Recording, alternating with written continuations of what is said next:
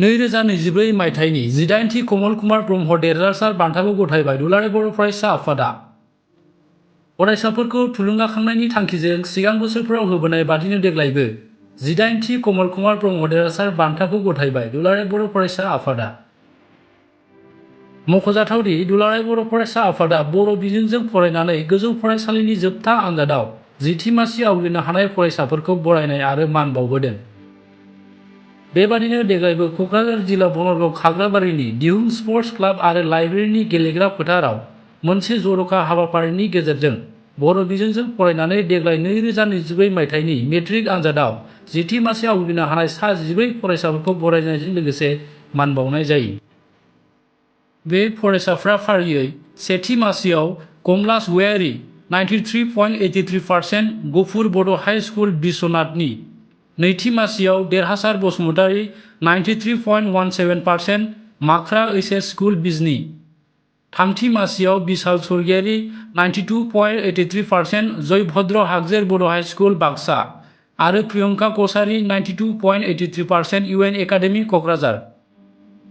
ब्रैथि मासियाव हेलिना बर' 91.83%, फुंबिलि सोलोंसालि दुवारकुसि तामुलपुर। बाथि मासियाव निजोम बर' 91.5%, बाथौ आश्रम ओइचएस स्कुल बाक्सा। द'थि मासियाव नयनमणि बसुमतारी 91.33%, बाथौ आश्रम बरिमाखा बाक्सा। स्निथि मासियाव हादुंगोरा बसु 91.17%, ओंमा आर.बि.एम. HS school Bijni. दाइनथि मासियाव रैरुप बसुमतारी 90.33%, सानजारां बर' फरायसालि आरो भिमिका गयारी 90.33%, हाथरखि फरायसालि सालबारि बाक्सा।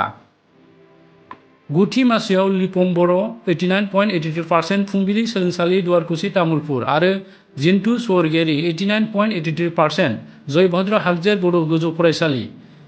जिथि मासियाव मरमि गयारी 89%, सालबारि ओइचएस स्कुल आरो मिरसोरां नार्जारी 89%, जिके एकाडेमी दतमा।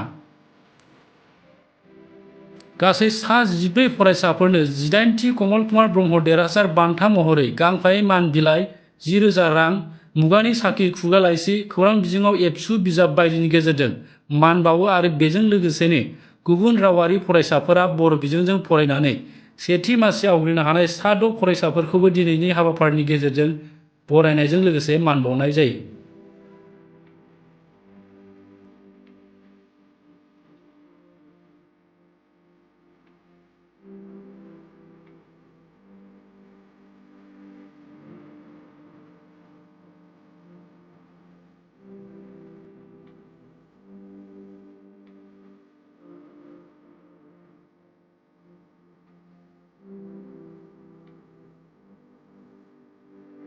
कमलास गयारी।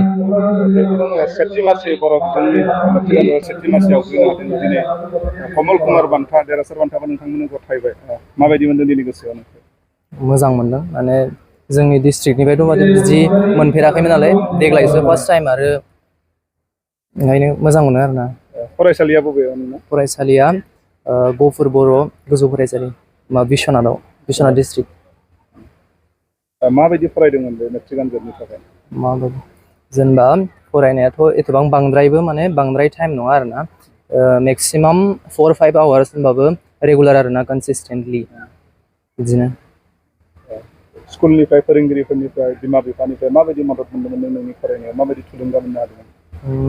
थुलुंगाखौथ' गासिबो होखादोंआनो, जेनेबा बिदिनो अबेबाफोर बिदिनो मिथिंफोर जायोना, बेफोरावहाय बेलेगफोरा लोगोफ्रा थाङो, ओमफ्राय जोंबो थांनो लुबैयो, ओमफ्राय सानो आरो जेनेबा दा बिसोर गिदिंबाय थाथों, उनाव जोङो जेनेबा गिदिङालासिनो उनाव हारसिंनो माने गावसोरथ' मुंदांखा जाहैदों आरो गिदिं गिदिं, जों न' सिङाव हाबसो हाबसो दिनै बेवहाय माने बिदि फरायनायजों मुंदांखा जानायखौ एसे गोग्गानाय मोनो आरो न' सिङाव हाबसोनासो थादों।